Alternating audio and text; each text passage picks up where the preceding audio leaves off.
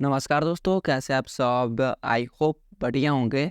दोस्तों, SSC JEE का notification out हो चुका है, तो आज के इस वीडियो में हम इस पे ही बात करने वाले हैं। तो चलिए आज का वीडियो शुरू करते हैं। दोस्तों, आप इस फॉर्म को 28 मार्च से लेकर 18 अप्रैल तक अप्लाई कर पाएंगे और इसका पेमेंट करने का लास्ट डेट 19 अप्रैल को है। अगर आपके फॉर्म में कुछ गलती होता है तो आप 22 अप्रैल और 23 अप्रैल को सुधार कर पाएंगे और उसके लिए आपको कुछ चार्ज भी पेमेंट करना होगा। और जो आपका एग्ज़ाम होने वाला है पेपर 1 का, वो 4 जून और 6 जून को होने वाला है। और पेपर 2 का एग्ज़ाम डेटा भी नोटिफाई किया जाएगा पेपर 1 के एग्ज़ाम के बाद। अगर हम बात करते हैं पोस्ट का, तो पहला पोस्ट बीआरओ की ओर से है, जिसमें जेईई सिविल के लिए है। अगर आपके पास डिग्री का सर्टिफिकेट है तो आप इस पोस्ट पर अप्लाई कर सकते हैं, या फिर अगर आपने डिप्लोमा किया है और अगर आपके पास 2 इयर्स का एक्सपीरियंस सर्टिफिकेट है तो भी आप इस पोस्ट पे अप्लाई कर पाएंगे। इसके लिए जो मैक्सिमम एज दिया गया है वो 30 ईयर का दिया गया है।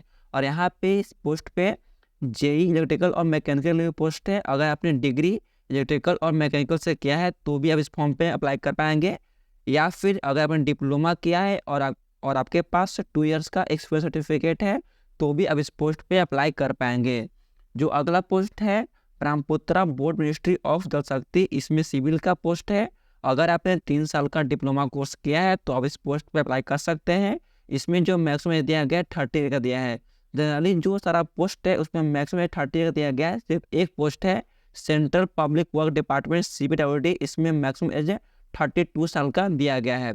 बाकी सब में 30 ईयर का ही है। अगला जो पोस्ट है सेंट्रल वाटर कमीशन CWC की ओर से है। इसमें मैकेनिकल के लिए पोस्ट है। इसमें बैचलर डिग्री वाले और डिप्लोमा वाले अप्लाई कर सकते हैं। और इसमें सिविल का भी पोस्ट है, इस पर बैचलर वाले और डिप्लोमा वाले अप्लाई कर सकते हैं। अगला जो पोस्ट आता है CPWD का, इस पर डिप्लोमा इलेक्ट्रिकल और मैकेनिकल और इसमें सिविल का भी पोस्ट है, तीनों अप्लाई कर सकते हैं। अगला जो पोस्ट है central water and power research station, इसमें जेईई इलेक्ट्रिकल का पोस्ट है और सिविल का पोस्ट है। जो लोग डिप्लोमा सिविल और इलेक्ट्रिकल से किए हैं वो इस पोस्ट पे अप्लाई कर पाएंगे। अगला जो पोस्ट है DKUA Naval ministry of defence है। इसमें मैकेनिकल का जो लोग डिग्री किए वो भर सकते हैं, या फिर जो लोग डिप्लोमा किए हैं और जिनके पास 2 ईयर का एक्सपीरियंस सर्टिफिकेट है वो यहाँ पे इस पोस्ट पे अप्लाई कर पाएंगे। इस पे इलेक्ट्रिकल पोस्ट भी है, जो लोग डिग्री की इलेक्ट्रिकल से वो भर सकते हैं, या फिर जो लोग डिप्लोमा किए हैं और जिनके पास 2 साल का एक्सपीरियंस सर्टिफिकेट है वो इस फॉर्म को अप्लाई कर पाएंगे। अगला है फराक्का बैराज प्रोजेक्ट मिनिस्ट्री ऑफ जल शक्ति, इसमें इलेक्ट्रिकल का पोस्ट है और सिविल का पोस्ट है। जो लोग डिप्लोमा किए हैं इलेक्ट्रिकल या सिविल से वो इस पोस्ट पे अप्लाई कर पाएंगे। अगला पोस्ट है MES यानी कि मिलिट्री इंजीनियरिंग सर्विस MES, इसमें सिविल का पोस्ट है। अगर आपने डिग्री किया है तो अप्लाई कर पाएंगे, या फिर आपने डिप्लोमा किया है और अगर आपके पास 2 साल का एक्सपीरियंस सर्टिफिकेट है तो आप इस पोस्ट पे अप्लाई कर पाएंगे। इसमें इलेक्ट्रिकल और मैकेनिकल के पोस्ट पे भी बहाली है। अगर आपने डिग्री किया है इलेक्ट्रिकल या मैकेनिकल में तो भर पाएंगे, या फिर आपने डिप्लोमा किया 3 साल का और 2 इयर्स का एक्सपीरियंस सर्टिफिकेट है तो आप इस फॉर्म पे अप्लाई कर पाएंगे। अगला जो पोस्ट हमारा है national technical search organization NTRO की ओर से, इसमें सिर्फ सिविल का पोस्ट है। अगर आपने डिप्लोमा किया है सिविल से तो आप इस पोस्ट पे अप्लाई कर पाएंगे। और जनरली जो सारा एज दिया गया है मैक्सिमम 30 ईयर दिया गया है। सिर्फ एक पोस्ट था CPWD, उसमें 32 ईयर दिया गया था। और अगर हम बात करते हैं कि किस पोस्ट पे कितना सीट है तो उसका डिटेल सर आप यहाँ पे दिया गया है। जैसे BRO में टोटल 438 सीट है और किस कैटेगरी में कितना है वो आप यहाँ से देख सकते हैं। आप इस PDF अपलोड कर लीजिएगा या फिर आप SSC की वेबसाइट से डाउनलोड कर सकते हैं।